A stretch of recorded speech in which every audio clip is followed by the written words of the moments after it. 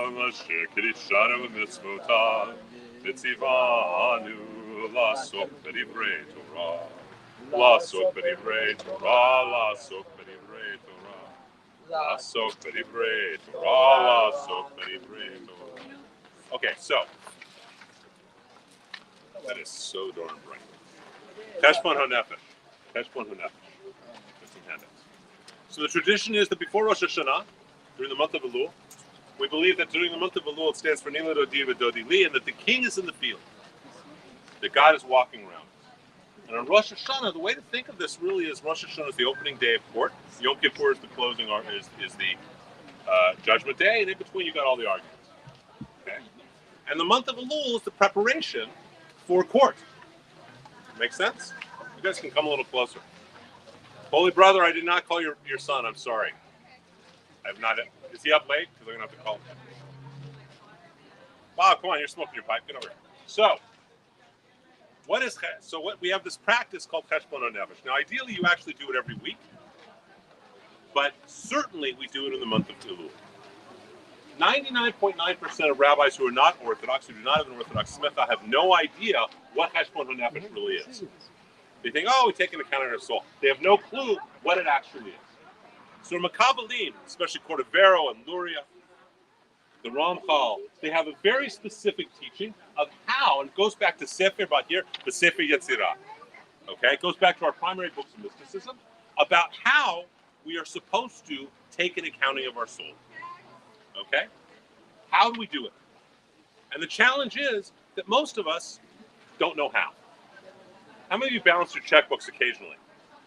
I'll put my hand in. I had an iced tea here somewhere. Beautiful. Beautiful. Thank you.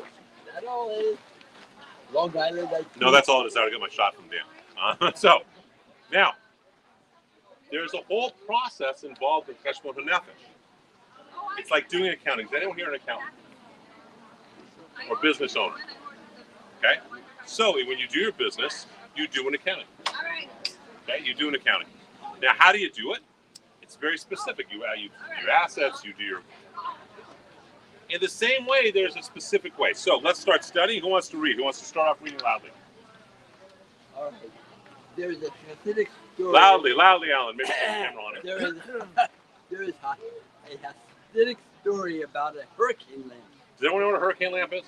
Yeah. A hurricane lamp is the lamp you see on boats. It's glass here, and the oil's down here, and the flame goes in, and the glass. Everyone knows what I'm talking about? Yes. Okay, great. Go. A grandfather gave his grandson a blackened hurricane lamp. Loudly, Alan. During the month of Elul, the month before Rosh Hashanah, it was so black that when it lit, you could not see any part of the flame or light. He asked his grandson to clean it for him, so that it could be used for the upcoming holiday. The boy used everything he could to clean the lamp, scrubbing and trying to polish it from the outside, but could not get the black out of the glass. He came with tears to his grandfather and said that it was impossible, and unfortunately the lamp was unusable. Okay, so again, if you're watching this online, you can see it all on the text, which is online, I think, right, Orlando? So you can actually read along with this. So the idea is, he goes to his grandfather, he goes to his grandson, he says, grandson, clean this lamp. He keeps polishing the outside, it doesn't clean. Please continue. The grandfather took the lamp and removed the glass. He then took a soft rag and started to clean the glass from the inside. Slowly, one part at a time, he cleaned the entire glass and then set it back on the lamp. He lit the lamp, which again shone brightly as it was new. He explained to his grandson that the dirt, soot, and darkness was not from the outside, but from the inside the glass. With regular use, the glass had built up carbon and darkness on its inside, and it could only become clean if it was clean from the inside. Okay, so what is going on? You got a hurricane lamp, and you can polish it all day on the outside, it does nothing. You can beat it up, you can sand it, it does nothing, but you take a soft rag and you gently clean the inside, you can clean the lamp. Who wants to continue reading? Come on, someone. Go, Fiona. Put it on her system, nice and loud. The same is true for our souls. All year, the light that is an expression of who we really are is dimmed and darken through our daily interactions in the world, with ourselves, with others, and with God. Each time we do something that is not quite true or in harmony with the righteous nature of our souls, a bit more darkness is built up on the inside of the glass. And by the end of the year, it is all too easy to see that we no longer are shining our lights, no longer living as an expression of our highest selves because of the darkness that we have created within. Cheshbon HaNefesh is the process. Literally means accounting of the soul, an accounting of the soul. Okay? But of the physical aspect of the soul, the nefesh, not the neshama. Okay, the nefesh. Go on, please.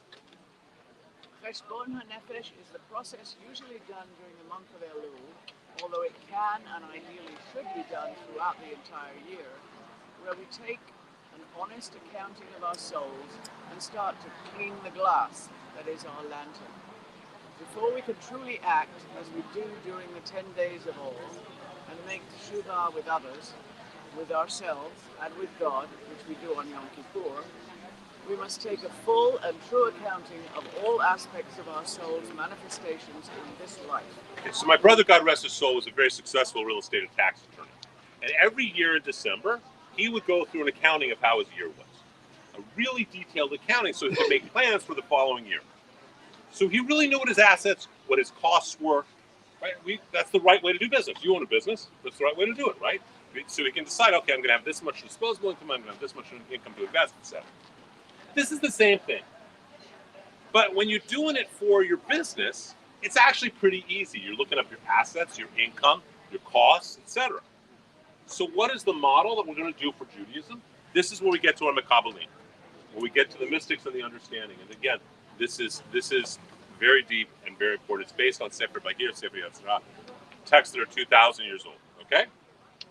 It says in this book of Zechariah, it says, on that day, God will be one, Ushmo Echad, and his name will be one. That makes no sense.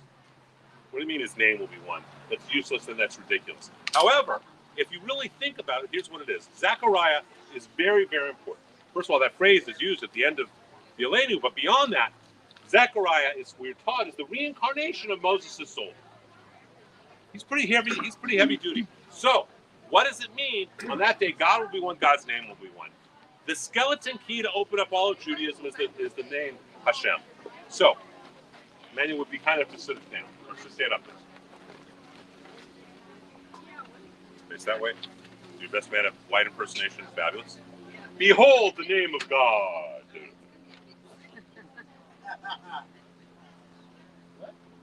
Okay, so if you look, this is God's name, but it's not horizontal, it's vertical, right?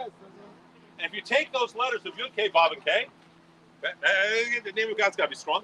Let's put your arms down. I'll show you. Here's the Yud. Here's the Hey. Here's the Vav. Here's the Hey. People go and they study Jewish mysticism, and they make the comment, they say, oh, this is this Sphira, this is this energy center. They don't even understand why. It's all based on the name of God. All based on Tetragrammaton, on the Hashem. Okay? So on that day, God will be one, and God's name will be one. What does that mean? It means that when we walk through the world in partnership with God, when we feel in partnership with God, when we give and take in partnership with God, and when we think in partnership with God, God's name is one. Okay? Sit down. Thank you. All right? So this name, this four-letter name, becomes the model in the same way that you take your accounting program and you say, okay, these are my assets, this is my income, this is my weekly debits, this is my cost, this is my employee cost, this is my materials cost. In the same way that QuickBooks gives you an accounting program, if it does, I don't know. What about like a cookie? I just want you to, I did bounce my checkbook. I was still in high school, but I did. That's not since then. So the point being that what's our model? Our model is this name. When you understand what each letter means, then you can take an honest accounting of the soul. And that's what Cheshbon HaNefesh really is. It's not just saying, oh, I've done this well, I've done that well. That's BS, I'm sorry. It's useless, it's primary.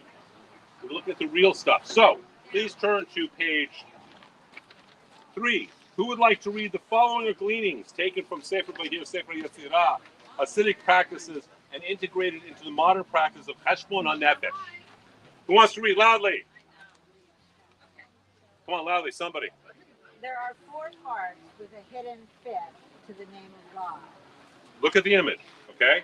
1 letter, 2 letters, 3 letters, 4 letters, and at the top is what's called the Kutz of the Yud. This is the infinitesimally small place where God is touching Adam in the Sistine Chapel. Okay? It is right here, it's our halo, so to speak, but it's infinitesimally small. So it's a hidden place. All throughout Judaism, you're going to find 4 plus 1. How many cups of wine in a glass in a Passover Seder? 4 plus 1, right? How many questions? 4 plus 1. There's 4 questions, but the hidden one is, why is this night different from all the nights? It's throughout Judaism, we find how many parts of the service? The morning blessings, Sukkot de Zimra, the Shmonet's blessings, the Amidah, and then 3 days a week, Monday, Thursday, Saturday, we do a Torah service. 4 plus 1. This is the secret of God's name that we need to look at and use as the model to clean our souls, to be aware. This isn't actually cleaning. This is just the Cheshbon HaNefesh, the accounting. Please continue. Similarly, there are 4 parts expressions Loudly. of the human soul, along with a hidden fifth. This also corresponds to the 4 directions of north, south, west, and east, with a hidden fifth of the center. The analogy is a wheel with the cardinal directions each having a specific meaning. It is important to become balanced in this wheel and to do an accounting in each area. So one of the things the Makabbalim do is they take this image of God's name, and instead of making it this way, they make it as circles, concentric circles. Okay? And the center is the hidden fifth. Now think about, though, a wheel, right? And you got north and south and east and west. And the center, you got the center, right, that is doing. But what happens if one side is overinflated or one side is underinflated? You go, put them, right? You don't roll right. The idea is to be in balance. Okay? So, we're going to go through a Cheshbon HaNefesh in terms of making it balanced. Please continue. I, along with other modern scholars, have introduced the idea of a 6th place to look at because of the circumstances of modern times, which also allows us to parallel the waving of the 4 species. There are those modern sages who actually place 7 directions corresponding to north, south, east, west, center, above, and below. See how it relates to the 4 species when we do Sukkos? Okay, please continue. Loudly. The concept is to look at each direction, each letter of God's name, and see where we have been out of balance. This is not the process of tshuva, but is necessary before one can really perform true tshuva. It is simply the honest accounting that needs to be done in order to begin that sacred process. What? Each of the 4 directions corresponds to a letter, with the center corresponding to the cuts of the yud, which represents the center. As it says in Sefer Bahar, But here, 122, the righteous foundation of the world is found in the center. The other directions correspond to physical, emotional, spiritual, and mental, going up each letter from the bottom of God's name. The center is generally considered sexual as well as creative, and many of us have added financial as a form of bridge, since it is often in our financial expressions that we see how we manifest our true priorities. so think of a wheel. What's in the center? That's the bridge between each of the directions. How does east get to north or east get to west? Through the center. That's why the Kutz of the Yud is so important. Make sense? Go on. In modern times, this would equate to the Kaddish that is said, bridging each letter together. In ancient times, it was considered part of the bottom pay and world of Asiyah, making, physical world. Keep going. This is time to do an honest accounting, not to pat oneself on the back. We've all done good. Doesn't matter. Okay? This is about, Sam Walton had a great story. Sam Walton, a friend of mine was executive when Sam was still alive. He was a high-level executive at Walmart. Sam, and he tells this great story, that Sam would send his executives out to go look at other stores and see what they were doing. And so they're meeting with the executive VPs and higher, and One of the guys comes in and he says, I looked at this store and we're doing this better and that better and this better. And Sam said, shut the hell up. I'm not interested in what we're doing better. I want to know what they're doing better so I can. Everyone here does good deeds. But we all can be better, right? Well, not Carolyn, but the rest of us. Good. Carolyn and Allison are perfect, right? That's our line and we're sticking to it, right? So the point being that we all can do better. And this is not about where the glass is clean. This is about where is the glass dirty and how do we clean it in every place. We don't want to miss a place. So we got to get really, really honest. Because otherwise the high holidays are nothing but BS. Let's be honest. If you just show up and do a service and say, oh, that was nice and that was entertaining, and we had good music and oh, wasn't that pretty? That is not what the high holidays are. Right? And the problem with modern Judaism outside the Orthodox world is all too often that's exactly what the holidays are. The idea is it has to be deep, but it's only deep if we allow it to be. So please continue. Or actually, you read through that one. Someone else who wants to begin reading where it says the bottom hay. So that's the bottom hay. If we look at the structure, it's the bottom level of the structure. That's hay. It's our legs. Who wants to read? Who wants to continue reading? Oh, Stan, thank you for volunteering. Thank you for volunteering. There you go, the bottom hay. Okay, the bottom hay. Loudly. I haven't started yet. Excuses. Make sure we put that down to the bottom hay. Pass. The physical world of Asiyah, making, how we interact with the world. These are all what the Bahir and the Sefer Yetzirah teach us are actually this letter, this part of being, okay? Here's one of the things that people don't get, is that our texts, and Sefer Yetzirah and Bahir are both over 2,000 years old, okay? And our texts talk about energy. They talk about what is what.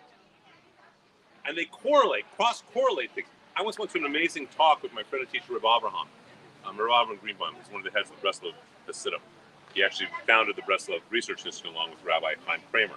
And he gave a 3-hour lecture where he cross-referenced Hebrew letters, the planets and constellations, the musical notes in a scale, the energy centers, the letters of God's name, what else did he put? And parts of the body. Overlaying each other. You had to have both knowledge of the body and knowledge of music to even understand it. It was fabulous. Fabulous. But Bob, you're a musician. You know about overtones and harmonics. Someone who does not play any musical instrument. You have no idea what an overtone or a harmonic is.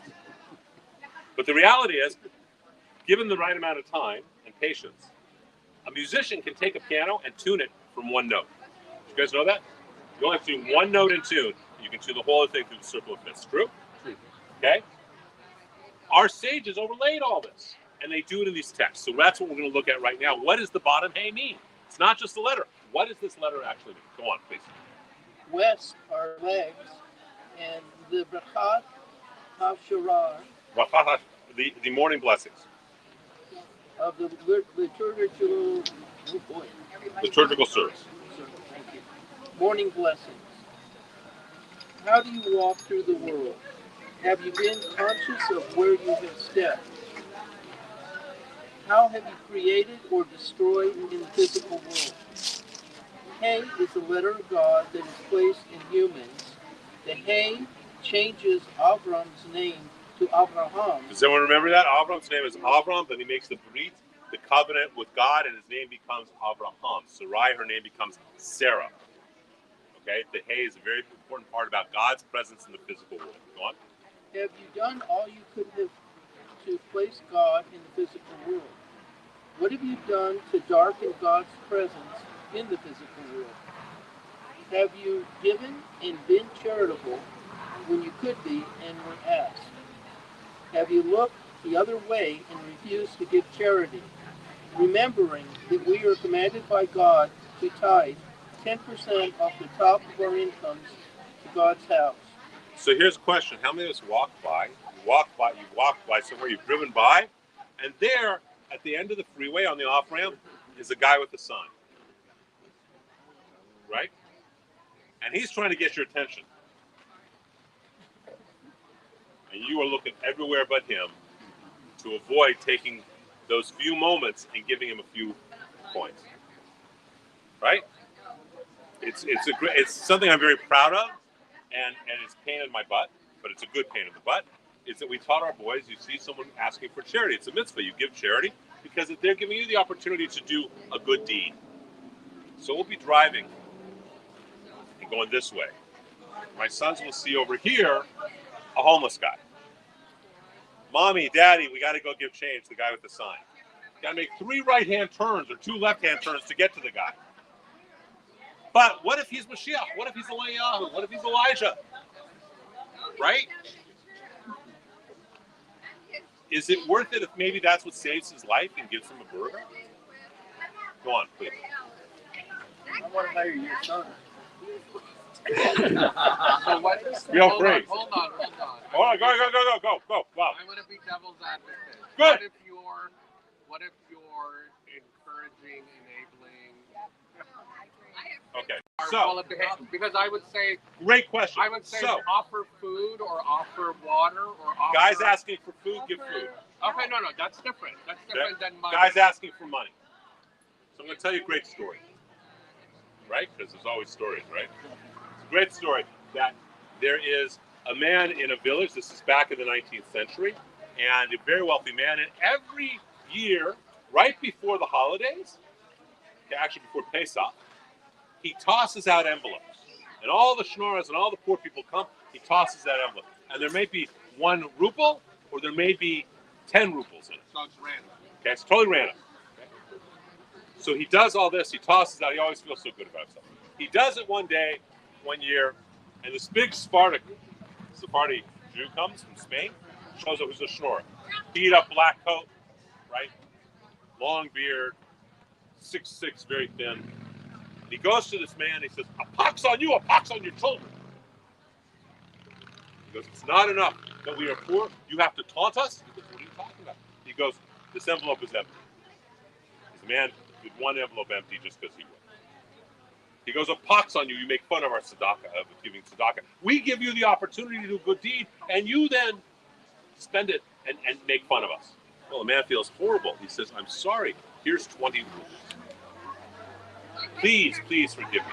Spartan says, I will forgive you, but you need to be more conscious of those of us who allow you to do a mitzvah. So now the man's walking through, and he's walking through the marketplace, and he's at the fishmonger. And there's a guy, and the fishmonger's selling a piece of salmon. Okay? And he's asking 20 rubles for it, and like you do in a marketplace. In a shuk, the wealthy Jew is negotiating. He says, I'll give you 12. Suddenly from behind him, he hears this big voice, here, I will give you 20 rubles. And he puts down the 20 rubles and takes the fish. And the wealthy, it's the Sephardic beggar. And so the wealthy Jew sits there and says, what are you doing? You got 20 rubles and you're spending on fish. He goes, if I do not spend this 20 rubles on fish, when will I ever have 20 rubles again to spend on the fish? Okay? The story goes on. It's actually very funny at the end because by the time they're done, the schnorrer is wearing the wealthy man's coat going to his house for dinner. And it's a fabulous story. But the point is, it's not our choice whether that man chooses to take his 20 rubles, or in our case, $1, and spend it on drugs or on food. That's not our choice.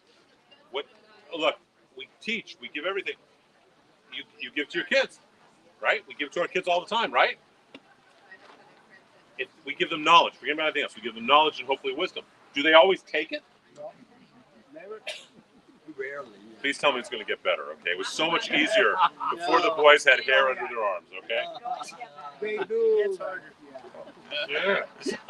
Right? So he's asking and he's giving us the opportunity of charity. That's why when you give charity, the right response when you're giving the tzedakah is to say thank you to them. Because they're giving us the opportunity. They've chosen to be poor in that life, in that poor life, so we can give tzedakah. Right? And we forget that. You know what? It's not my place to say what you want to use it. Does that make sense? Yes. Okay? Absolutely.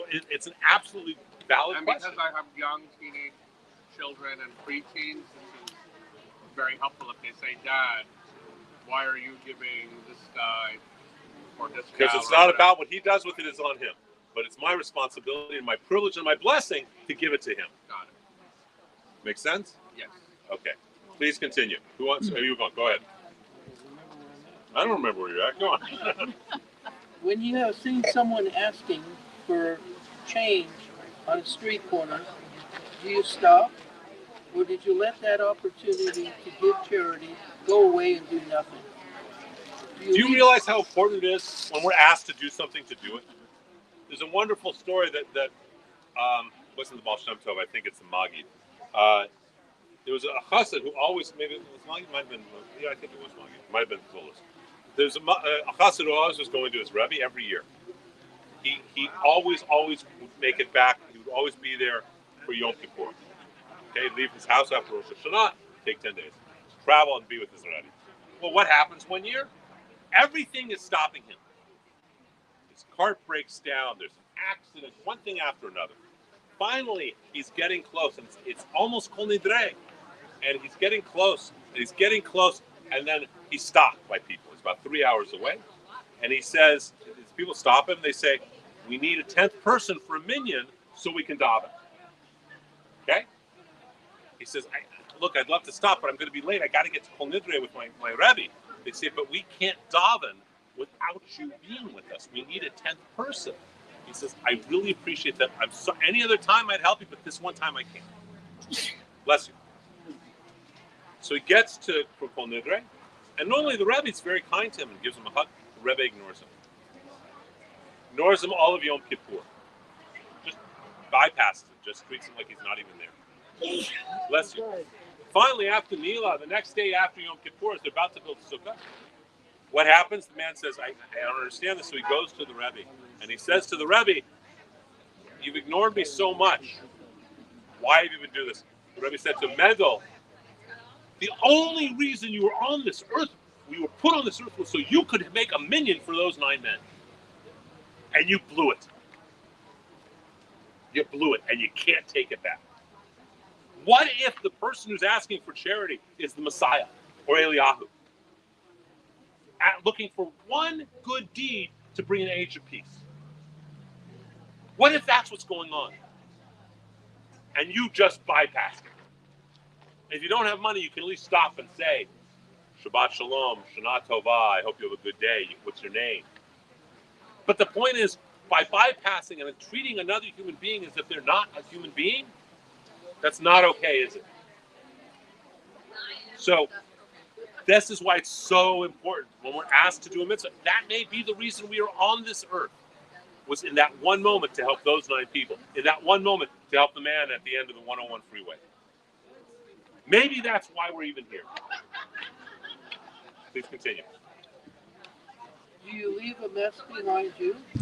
Or do flowers blossom where you walk because of the righteous and good deeds that you have done? How can you walk through the world with more integrity, more charity, and more righteousness? What can you do better? Okay, so what can you do in the physical world to be better? We all have certain skills, right? Can you open a door for a woman or an old person who has problems? Can you take a moment and do something good for somebody? Oh, I got problems with my plumbing. I'll fix plumbing. I'll come over and I'll fix your plumbing. That's not me, by the way, in case you And you know I don't do carpentry because we know what happened to the last long-haired rabbi carpenter. Okay? He can come back. It didn't do so well. He may have done well in the long term, but it had a pretty tough time. Oh, you think that's so tough? Give me your wine for a second. You think he was so bad? No, you want. Yeah? Well, here's what I got to say. The heck with walking on water. That's walking on wine. Okay, here we go. So can you do a little bit more good physically in the world? Can you help somebody? The dollar may mean nothing to you, and it may mean everything to him. It may mean another meal or another meal for his only companion, his dog. It may mean his ability to go into a Starbucks and say, can I order a coffee just so he can use the bathroom? It's that simple. But how many of us have missed opportunities this year to do that? Unless you're raising your hand, you're either a liar or you're the Buddha. All right, who wants to read about the next page? Sorry. Page 5? That's an interesting comment. That you're either a liar or the Buddha? No. You have individuals who really don't have access to even a sink or a bathroom, but because they have to purchase something from Starbucks to use the bathroom, you're really doing a mitzvah. So I have seven grown God kids on the Yaqui Indian Reservation. Okay? And I help out with the families whenever I can, but it's not just that. I mean, the family, right? And one of them, his sister, they're all family, right? Allison gets a call. She needs $10 so she can buy feminine products because her period is coming.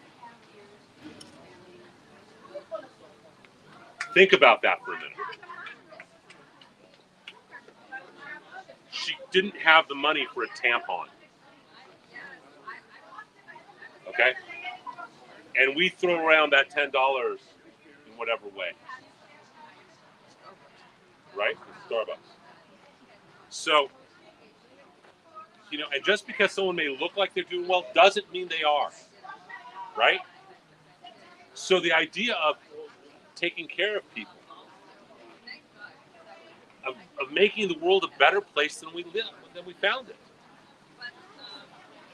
I have a friend, he owns a couple of apartment buildings, and I know for a fact, he lets his tenants, if they're a month, 2 months, 3 months late, he works it out with them. Okay, if they're going through a tough time. And you know what his answer is? He does the Lord's work. He's a landlord. And he feels he's doing the Lord's work. Do we take care of each other? We're at synagogue committed, and people keep saying you should charge dues, charge for tickets. No. Because there are many people who come to our synagogue, and I am telling you, they are and I know this, they are living hand to mouth, if that. If that. So we should say, sorry, you got to buy a ticket? No, the rest of us should make up for it. That's the simple answer. Because we're doing good that way. Does that make sense? Why should a Jew be embarrassed and not be able to join a synagogue because go to high holidays because they can't afford? Or worse yet, the temple says, well, we'll let you in, but show us your tax return. Which, by the way, is pretty much every temple other than us that an Orthodox school. But every non-Orthodox synagogue pretty much will say, you can come for free, just show us the last 2 years of your tax return. Why should we embarrass another human being? 90% of contributions come from 10% of the people anyhow, right?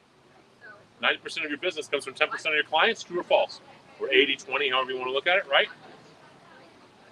My friend is a landlord. He knows that 80% of his business is coming from only 20%. So if he's got to help out the other 20%, he does. That's what this is about. All right, who wants to read?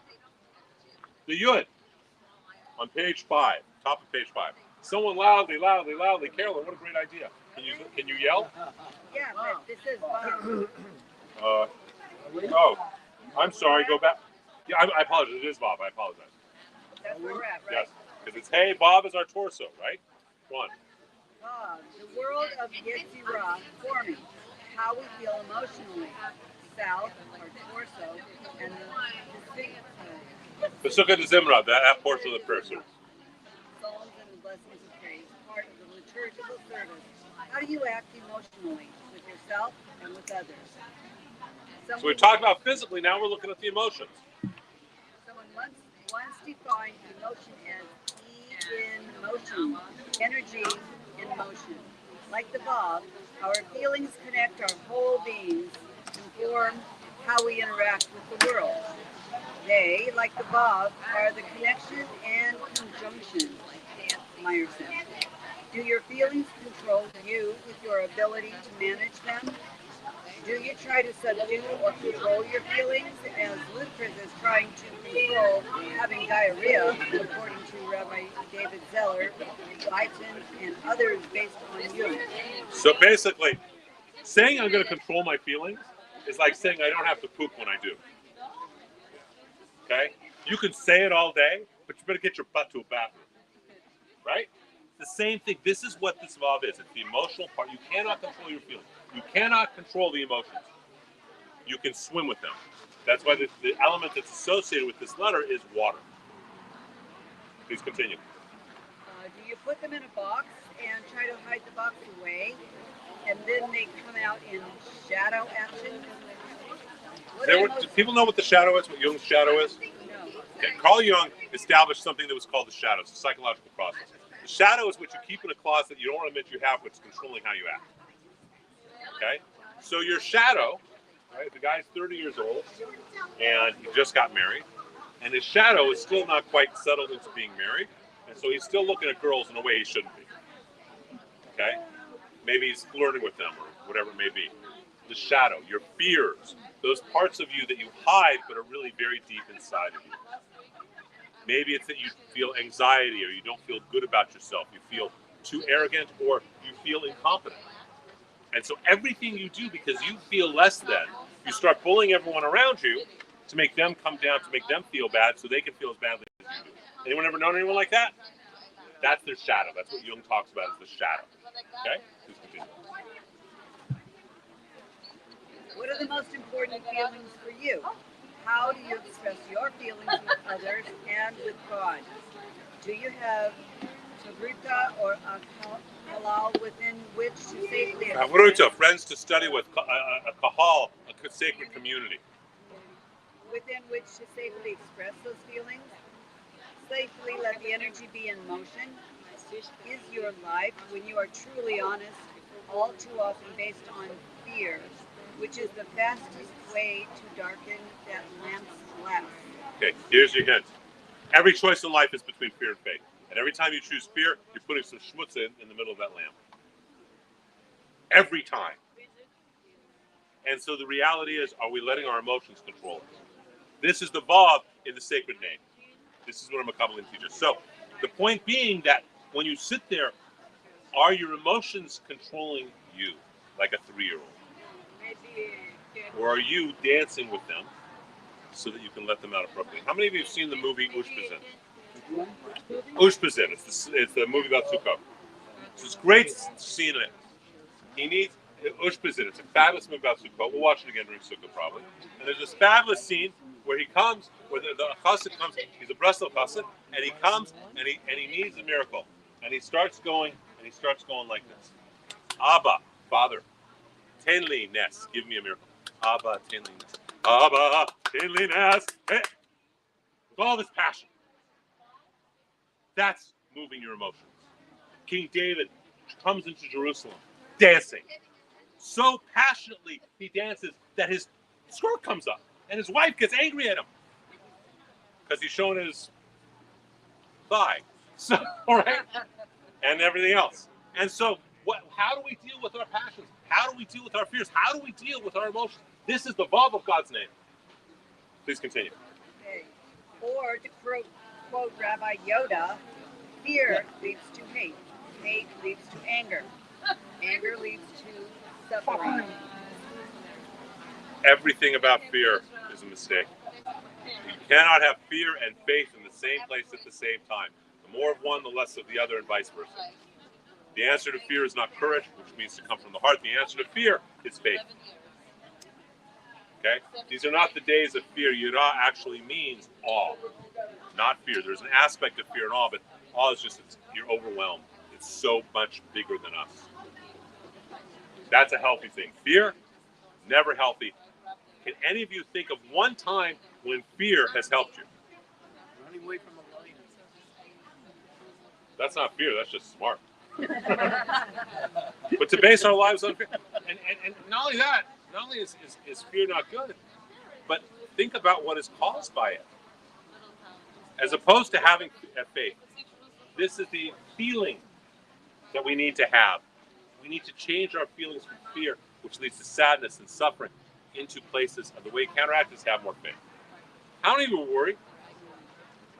Worried. Okay. Ever do any good? Yogi Bhajan Khalsa had a great line. He said, worrying is praying for what you don't want. praying for what you don't want. Isn't that a great line? Right? You're giving all this energy to what you don't want. You want to worry. So there's a great story, right? This couple every year or every month, the end of the month comes, they have to pay their rent on the first. They don't know where their rent's going to come. They're scared. They argue with each other. They fight. Now they've been doing this for 30 years. Okay? Worrying doesn't help, and worrying is based in fear. Please continue. Now we're at the top, hey. The world of Birah, creating, the arms. Bria, to create. Okay? This is the third world. This is the hey. If we go back to our diagram, we had the hey, we have the vav, and now we have the other hey. Our chest, our arms. Go on, please, loudly. Okay, easy. How we give to the world, ourselves, and God, and the Shema and its blessings section of the liturgical service. This is the spiritual world, since all of our giving ultimately comes from the spiritual need and recognition of responsibility to give as human beings. It is also mirrored in how we receive. Do you take or do you receive? Okay, do you understand the difference? I'm taking. I'm receiving. We call Jewish mysticism Kabbalah. It comes from the Hebrew word lekabel, which means to receive. It does not mean to go take. Hispododus, which is meditation, is actually based on reception, not on going after. We are more like spiders than wolves. And do we receive? And if you're not receiving, you cannot give. If you're just giving, it's not going to work. And if you're taking, you're never really giving, are you? It's about receiving. Okay? It's about what is needed and receiving it and giving it. That's what our hands are for, right? This is, again, why this part of us is that hay. Please continue. Do you take or do you Loudly, receive? loudly. Do you give when asked, verbally as well as non-verbally? When have you not given? When have you taken? How have you nurtured your spirit throughout the year so that you can give fully? And how have you allowed your spirit to fester and darken by not nurturing the real values in your life? We all have gifts, right? So in the Tenepi-Wakan and the Inipi ceremony, the sweat lodge ceremony of the Lakota and different tribes, and Yaqui, it was actually called something else, but the Shumach called it Temescal. In that ceremony, there's 4 rounds, like our 4 letters, and the third round is actually called the giveaway. And it's a 2-part issue. One, you give away what you don't want anymore, and you take in what you do want. I'm giving away fear, and I'm taking in faith. The other part is that you give away your gifts, so they can always be refilled. Bob, I'm going to use you as an example, if I may. You, for many, many years, have given away your gift of prayer and music combined, right? Okay? And the more you give it away, what's happened in your life? The more you're blessed, the more you receive. You don't have to take, you receive. That's how it works. We have gifts. Everyone here has a gift. Are you giving it out? Are you making your gifts? Are you giving it to people? And I'm not talking about necessarily money. I'm talking about, maybe it is money, but I'm talking about, are you giving from your heart who you are? Right? So, Stan, if I had a question, if I said to you, I'm going through this in my body, whatever, you could be quiet.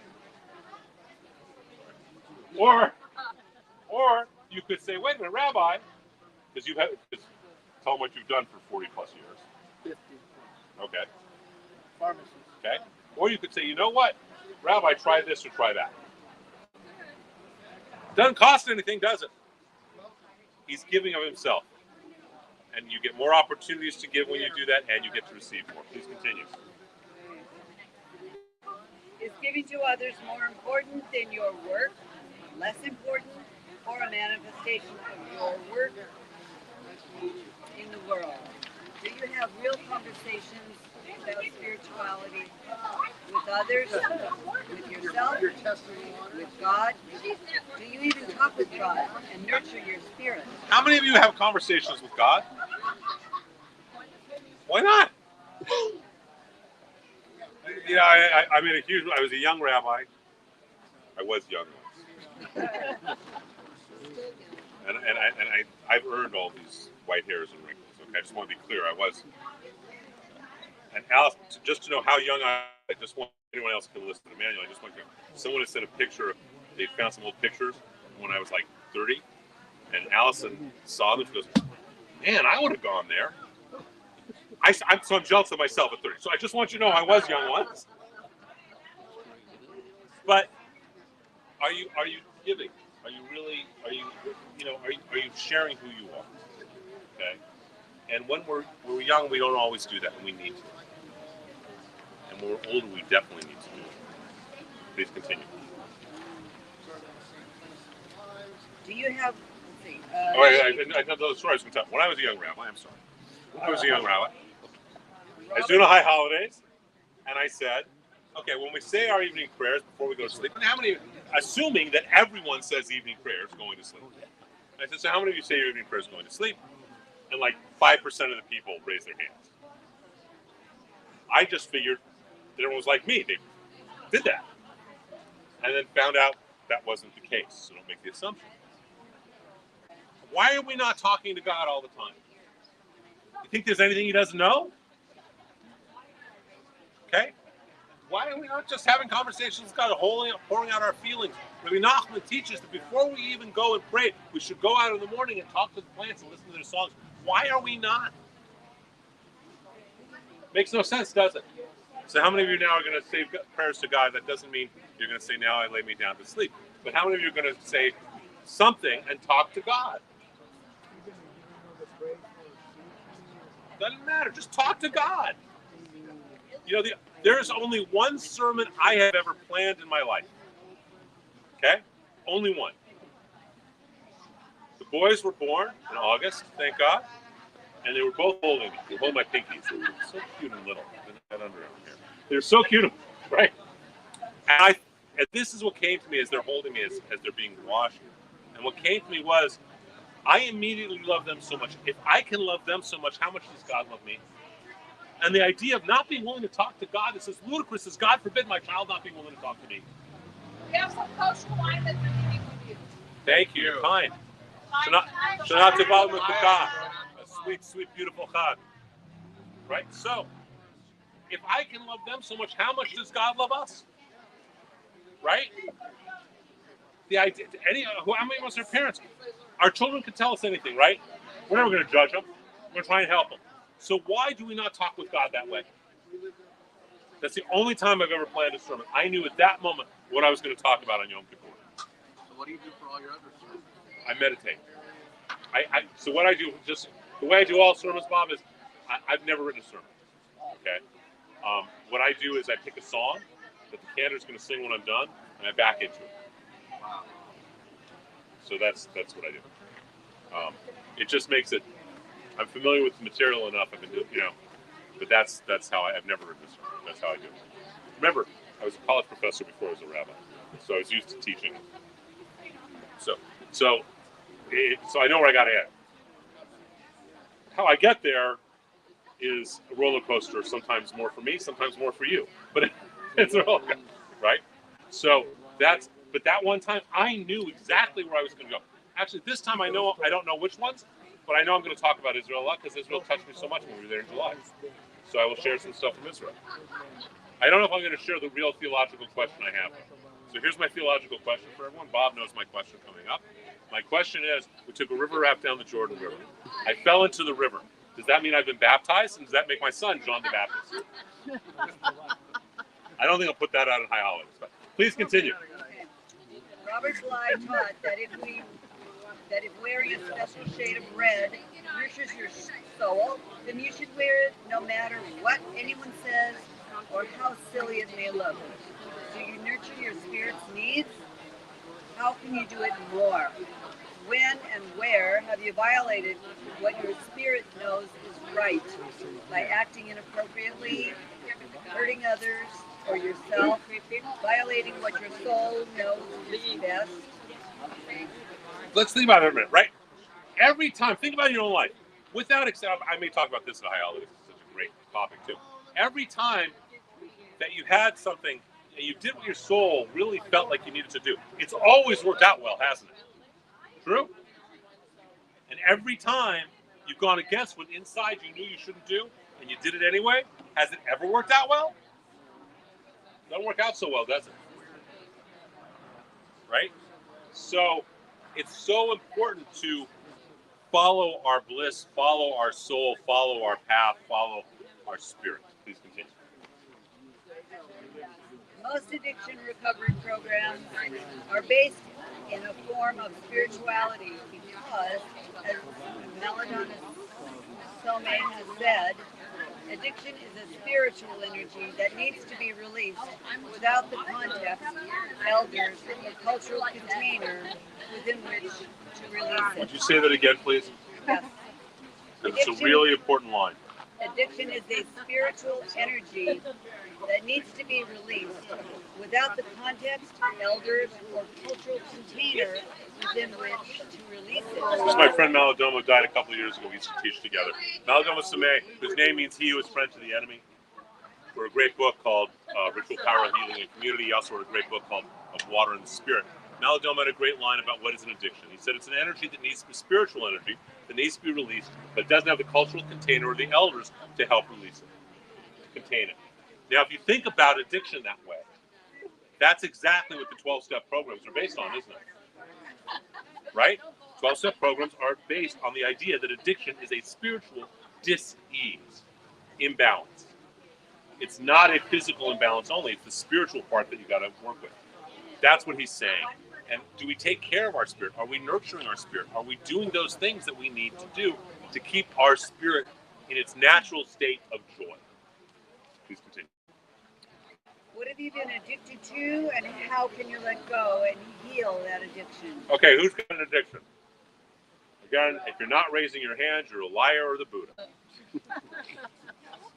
Not all addictions are bad, but we all have addictions. We all are more in control of us than we are in control of, right? And are we feeding those things in a negative way, or are we feeding things in a positive way? You could be addicted to prayer. That could be great, except if that's all you do, that's going to be a problem, isn't it? You could be addicted to giving charity. Does that sound like that'd be a good addiction? We say that if you contribute more than 30%, you're commanded to give 10% to your house as worship. If you give more than 30% of your income to charity, you're considered one of the righteous beings who are participating in the destruction of the world. That's from the Talmud. Okay? Makes other people feel guilty, causes problems with other people, it doesn't inspire people to work, makes you feel arrogant. All of these are spiritual dis-eases, imbalances. Are you nurturing your spirit? Please continue. Do you have a regular spiritual practice, and or do you need to add to that practice and or do it more often? How many of you have a spiritual practice? Could be dance, could be singing, could be smoking a pipe or a cigar and walking in nature. Something where you're connecting to life. Could be working in your garden, right? And why don't we do it more? Yes, Fiona. No. And why aren't we doing it more? You know the comment that I'm going to hear next month? And I hear it every year. Rabbi, these are the most amazing services. They're so alive. I feel so amazing. I'm going to be so involved in the temple this year. I can't wait to start doing class. You know when I see him next? Next Rosh Hashanah. And I hear the same thing. It's like, okay. But the question is, if that's nurturing your soul, why aren't you doing it more often? If it nurtures your soul to play the piano, even if you stink, play the piano. Right? I was with someone the other day. Her kids are finally grown. And one of her kids had was on the spectrum, and so she really had to take care of it. And she's divorced. She's a wonderful woman. And we're talking, and she says 3 years ago, now that her kid's out of the house, both kids are out, and got in a group home. And she says 3 years ago, she didn't know what to do because now she's got time. So she's walking through Topanga Mall. She decides to walk into Arthur Murray Dance Studio. You're going to love this. She is now a competitive ballroom dancer. And her life now is just, and she is so happy. She is just dancing. And she goes, I'm doing it 5 days a week, so I move much faster. Something like Ron's too. and she's trying to find a good guy. And she wants to find a good guy who's, if he doesn't already know how to dance, is willing to learn. Because it's nurturing her soul at the deepest of levels, right? If you love that kind of thing, why aren't you doing it?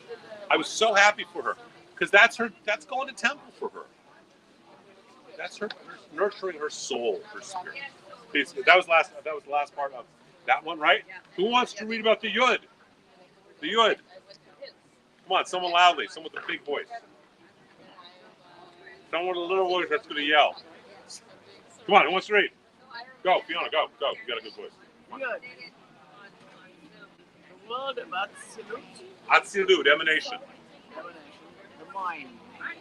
Loudly. North, how Here, and what. loudly. How and what we think and think about the Amidah of liturgical service. This is also tied to Remember, the Yud is right here. It's our head, right? This part. Okay, go on. This is also tied to humility. For arrogance and true humility come from the Yud. What do you think about? How does your mind work? Do you rationalize your actions? Talmud teaches. Right, kids are great at that, right? How many of our parents or kids have rationalized what they did? And you looked at them and said, that's ludicrous. Now, how many of us rationalize our own ludicrous actions? Right? That's why you got to take the accounting and clean it up. Go on. Talmud teaches, and it is quoted in the traditional Yom Kippur liturgy, of how it may be difficult to do a specific sin the first time, but it becomes easier the second, even easier the third, and eventually it is not longer recognized as a sin at all because of how our mind rationalizes. How many of you can note? I know no one here ever sins, so it's not the issue. But here's my question: how many of you know people who they know that this is wrong? They know taking a washcloth from a hotel is actually theft. Okay? But then they say it's theft. Theft, right? I mean, don't tell me that it was given, there so you can take it. They built it into the budget. It's theft. But they took the washcloth. And nothing happened. The next time they took two. And 3 years from now, they're at a hotel and they're taking towels. And 5 years from now, they're kind of snagging the robe and packing it into their suitcase. Right? Because they've rationalized, starting with a little bit of sin. We say that God says, if you open the pathway to redemption wide enough for the head of a pin, I will force it open wide enough to drive horses. Well, that's true for redemption, but it's also true for the Yetzer Hara, the evil inclination. It's also true for that. You open it up for a pin, she's a cute girl. I'm going to use you so I don't get pinned. She's a cute girl. I see her all covered up here. She's a cute girl, so she won't mind if I kind of close. Well, she didn't mind that. So now what's the big deal? What's the big deal if I get really close? What's the big deal if I kiss? Or I'm not having sex with her. I'm only kissing. I didn't have sex with that woman. Right? Okay. Go on, Bob. Go. Sorry, this is so true because Loudly. This is so true. I mean, this might sound frivolous, but I'm at the supermarket with my 13-year-old daughter. We're doing the self-checkout, and it says how many bags. And I punch it on the screen, 2 bags, 10 cents a bag. She goes, Dad, why are you punching in 2 bags? It's like, just take the bags and leave. And I know it's only 20 cents, but I think right there I noticed, oh my God, it's not the 20, it's just the act of once you start going down a path, it works both ways. No, you go down the path of righteousness, you start doing more righteousness. You go down the path of Yetzer Hara, you start doing more Yetzer Hara. No, and I don't know why, and all of a sudden it just hit me that because it's the month of Elul, you're waking up, that's why. No, because it's because people always rationalize, oh, Ralph's Supermarket, deep pocket, oh, I get into an accident, let me, the people just wanted to say, oh, it's an insurance company, it's a third party, I don't have to deal with it. Right. But then it's just, like you said, it doesn't, there's something that's just... You start going down the path, it's harder to come back around, right? So the idea is how are we acting? Go on, Fiona, please continue. So do we worry? Rabbi Nachman says that the only thing to worry about is that you worry. Sorry, he says the only thing to worry about is that you worry too much. It's the only thing to worry about. Please continue. Do you expend your mental energy and time on things that really don't matter at the end of the day? Physical stuff, prestige, expensive toys? Or do you think about how to make the world a better place, more infused with God's light? Where's your attention? Where's your mind? Okay? Where we go, where our mind goes, we follow. Are we thinking about making the world a better place, being the best versions of ourselves that we can? Are we thinking about, oh my God, how am I going to do this, this, this, and this? Oh my God, this is that problem. Praying for what you don't want. Go ahead. Do you think about what's wrong with the world, or how you can personally change to make it better? An angel only has one leg because they only think about the tikkun ha'olam. How many of you have heard that before? So the teaching is that an angel only has one leg because they only have one purpose. They don't have free will. Okay, and since this part corresponds to the mind and to the Amidah, that part of the prayer service. So how do we stand when we're doing the Amidah? With our legs together.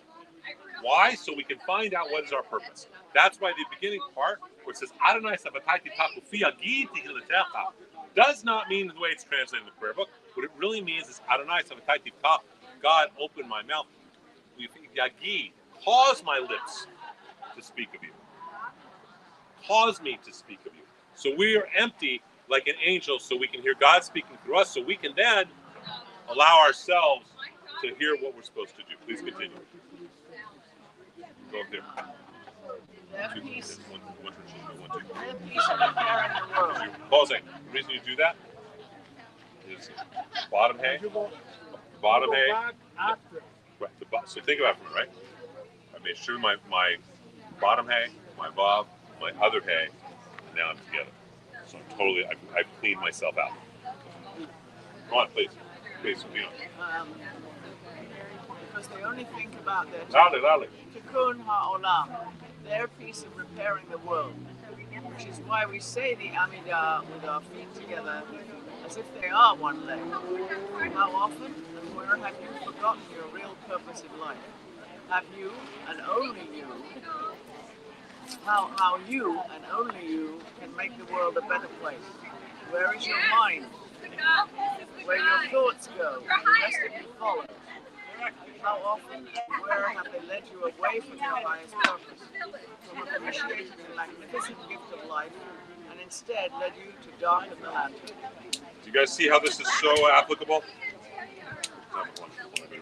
How often are we thinking about the wrong stuff? Honestly.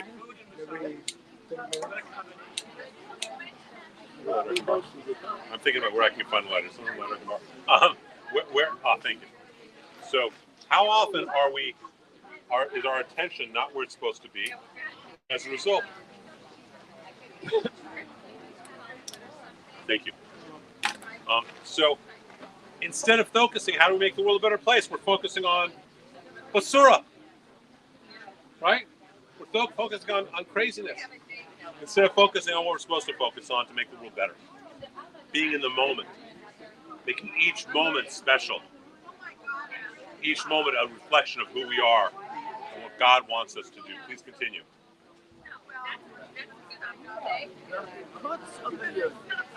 Okay, so all right, okay, so what is the Kutz of the Yud? The Kutz of the Yud is the very tippy top. It's a place we connect. It's a place that the Torah serves. So it's even beyond this physical world at all. We don't even really touch it because it's beyond us. Please continue. Corresponding to Loudly.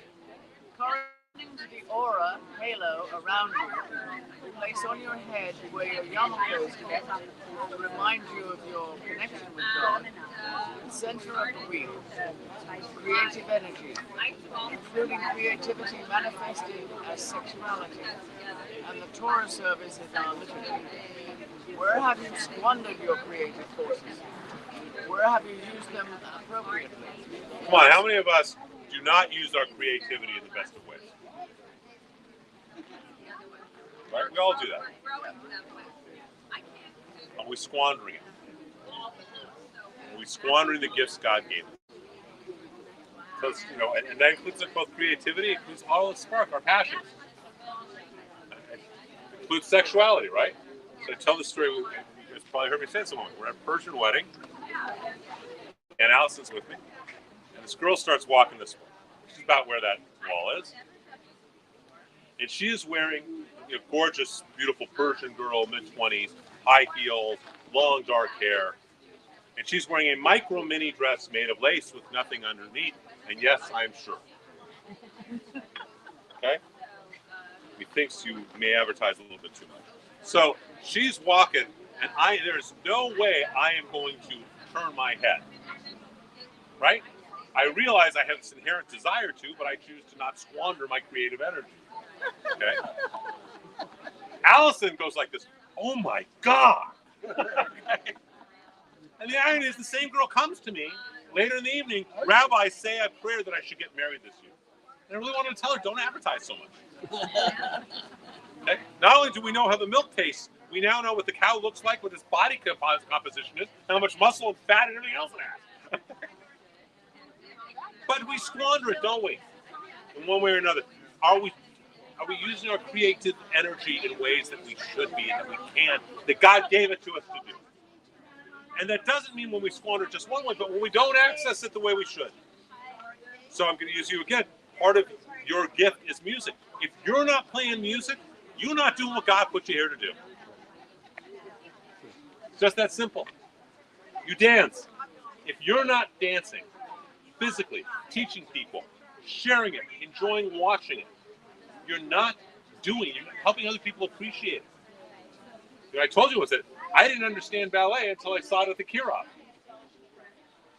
Then I understood ballet, because before it meant nothing to me. The Kirov, I got it. It moved my soul. Are you sharing that? Are we sharing all our passions? Judaism, Israel, business, whatever it is. Are we using our creative energy? Please continue. In our society, this is often manifest in sexuality. Where have you wasted your sexual energy? This is the righteous foundation of the world. Sefer Bahir 1:180. The Sefer Bahir teaches that sexuality is the righteous foundation of creativity. One. Where have you squandered it so that it created more darkness and soot as opposed to light? How much time, energy, and even money have you wasted on porn, strippers, magazines, inappropriate flirting, sexuality that was not based on true love? Someone gave me a great line the other day, this was about a couple weeks ago. Great, like from Mark Cactuel and Schwartz's Bakery. We were talking about marriage, the beauty of marriage.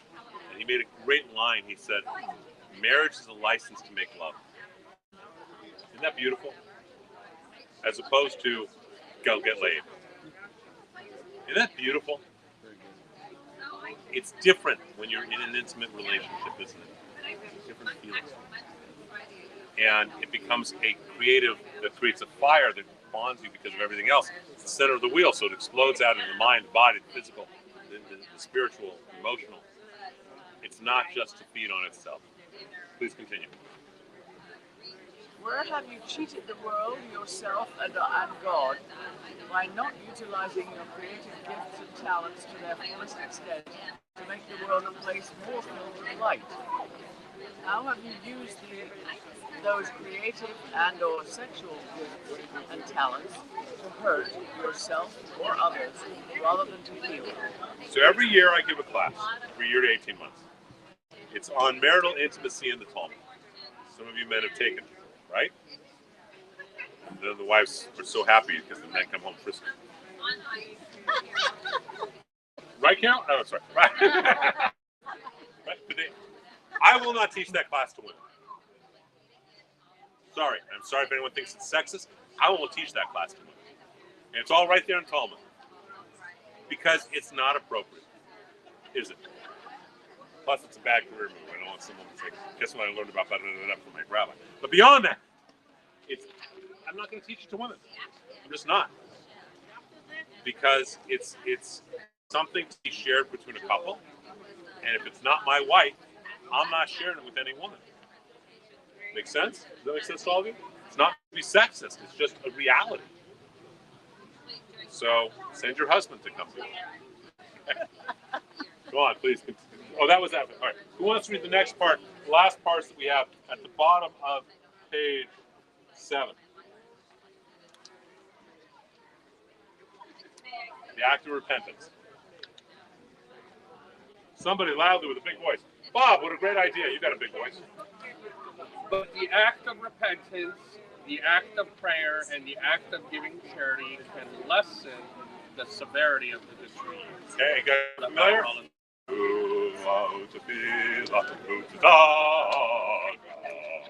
Right? But these things, they don't change the decree, but they lessen the severity of it. They make it easier to clean. They make it easier. These 3 things of really giving charity, of really repenting, of really praying. The word tefillah, the word for prayer, actually is related to the word to disembowel oneself in Hebrew. To become so open to God, to the numinous, that we then are really praying. We really give charity. That doesn't mean I gave a check. Do you know that in Judaism, which do you think is better? To give $365 on January 1st or to give $1 every day? $1 every day. Why? You're right, but why? You're more conscious of the act on a day. It becomes a practice. It becomes a habit and a practice, exactly. And then when you can, you'll give $1.50 or $2. It's actually, if someone says I want to give, I want to give $1,800 to the temple, or $18,000, or $180,000, if anyone's listening. Someone says they want to give $18,000. I'll use that number. I like that number. Someone says I want to give $18,000 to the temple. My answer is please give $1,500 a month. Even though it's harder on a cash flow, it gets you in the habit of giving. Does that make sense? It's a good process. Make it every month, every day, every week. To give. I have a friend, Rabbi Kraft. He owns a 613 Mitzvah store. He saves all of his $5 bills to give to charity. That's how he every $5 because he owns a store. He owns a bookstore. Every $5 bill he gets, he gives to charity. It's the doctor. Okay, so he's constantly doing it. Make sense? Please, Bob, continue. In each and all of these directions, this prayer illustrates a clear process of how to clean the darkness inside the lantern. In each area, do true acts of repentance, giving charity of your time and money to make up for the mistakes you made, and pray truly with and to God. Okay, so whatever the aspect is you're going through your hurricane glass, as you're looking at the mental, if you're looking at the physical, the emotional, the spiritual, the creative, okay, I messed up here, so I'm going to make repentance. I'm going to make myself better. I'm going to fix it. I'm going to go give charity to the guy on the street. To repent that way, to make tzedakah, to give charity, to really, really pray. Make a commitment and repentance. Tshuva teaches us you need to realize what you've done wrong, fix it, and make it right the next time. Don't do it again. So I'm going to repent. Every time I'm going to make a commitment. When I see a guy standing there, I'm going to give him something. I'm going to keep $10 in change in my car, and when I go by, if I see him, I'm just going to give 50 cents. That is a very act of repentance. Clean the glass inside. Please continue. To put it in a 12-step language, as I understand it, make amends with actions, not just words. Give charity, including being a sponsor, and pray and surrender to God, asking with real honesty and clarity for divine help, guidance, and assistance. Do you guys see how similar the 12 steps are to our practice that's thousands of years old? Okay? There's a reason the 12-step works, and it's because in many ways, consciously or unconsciously, it's based on this. Okay? Please continue. In the same way that you do a written accounting or balancing of your checkbook, create a worksheet in each area.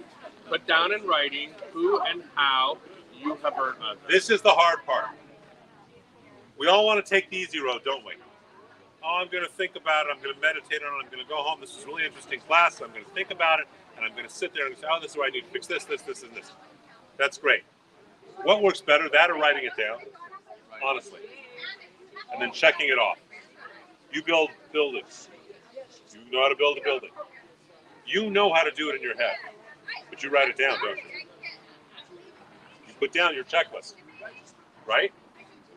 I know how to go do a high holiday service in my sleep. There's a detailed outline for everybody. Who's doing what that I create? Who's doing what? When are they doing it, etc. Because you want to make sure you check off everything, because it's easy to make a mistake and miss something. None of us are perfect, right? And you don't want to suddenly realize down the road, oops, I forgot to do something I should have done 3 steps ago. I got to go back and start all over, right? And building, writing a piece of music, whatever it may be. So write it down. This is the hardest part. The hardest part is to actually take the rag, and say, okay, I'm going to start. To write it down, to do the action, and not just think about it. Because that's our Yetzer Hara, the part that thinks about it, but doesn't actually do it. Please continue. Write down what must be done by you, not them, in order to make amends. Boy, that's easy, isn't it? I got twins. Okay? Do you know how often I hear, son, whatever, son, do you realize what you did? Well, but it's because he did this. I don't care. That's a different issue, isn't it? Your action is your responsibility, not because of anyone else. Please continue. Write down how you will give righteously, the root of the Hebrew word tzedakah, meaning charity, in that specific area to make up for what you have done. Write down how you will have a dialogue with God and really listen to God. The watchword of the Jewish faith is Shema, meaning listen. So it says we're taught Shema means listen, not just hear. And we're also taught tzedakah, charity, is the same root as tzedek, which means justice, and tzaddik, which means a righteous human being. You cannot be a righteous human being unless you're pursuing tzedek, you're pursuing justice, and you're giving charity. You're not really pursuing justice unless you're trying to be a righteous person and giving charity. You're not really giving charity unless you realize that it's combined with the aspects of righteousness and justice. When that Sephardic guy says, that Sephardic beggar in that story, and when he says, you've given me the charity, did that man really do that? No, he was just giving it for his own benefit, the other Jew. And it was a lesson about you need to give as righteous, as just, because it's just. The wheel turns. And so we give because it's just and it is righteous. Go on. The watchword of the Jewish faith is Shema, meaning listen, in order to fix what you have darkened and to be guided to do better. And that's really the bottom. And that's really what it's about, is to make ourselves better. Now, you could do this all the time. Certainly, we should be doing it at least every Friday morning. But if no other time, we do it during the month of Elul. We do it during this time in preparation for Rosh Hashanah. Because here's what happens. If you don't do this, your Rosh Hashanah is exponentially less meaningful and powerful for you in your life than is it if you do. Doing this practice of Cheshbon HaNefesh, we don't make the services of Rosh Hashanah and Yom Kippur and Sukkot, because that's all related, exponentially more powerful for you, exponentially more valuable. But it's up to you. Each of us have to do it ourselves, right? I can teach my boys what to do, but if they don't do it, it doesn't matter. If they want to be great golfers, if they don't practice, not going to matter. Although, I want you to know, John hit his 8th hole-in-1 today. Whoa. Ben hit his second 2 weeks ago in a tournament. Ben actually hit his in a tournament. Like, it reflects nothing on me. I don't know how to play the game. But it's, right? But if you want to get good, you got to practice. If you want to be a great dancer, there's no shortcuts, is there? Not suffering, but pain. The work of doing, but it's long term. It's to get good. This is not a pleasant process. Let's be clear. Cheshbon HaNefesh is not a process that, isn't this a fun day? Cheshbon HaNefesh is a process of really looking at ourselves hard and taking the action to clean the birthday. So I hope this was helpful for everyone. Shana Tova U'Metuka may be a good sweet year. We have services Friday night. They're going to be a little bit different because we're not going to do Slichot on Saturday. So we're going to do some meditation and some other stuff on Friday night, as well to prepare for Rosh Hashanah, which is 1 week from Friday. If you haven't registered, please register. I know people are coming who haven't registered. It's very frustrating and hard on Orlando. We also will be streaming them for those people who need to stream them because either they physically can't do it or they're out of town. Okay, but everyone in town, we're not streaming for. So I hope this was good. I hope this was worthwhile. I hope to see you all Friday. Shana Tova U'Metuka. So, thank you guys. Fun? Hard work.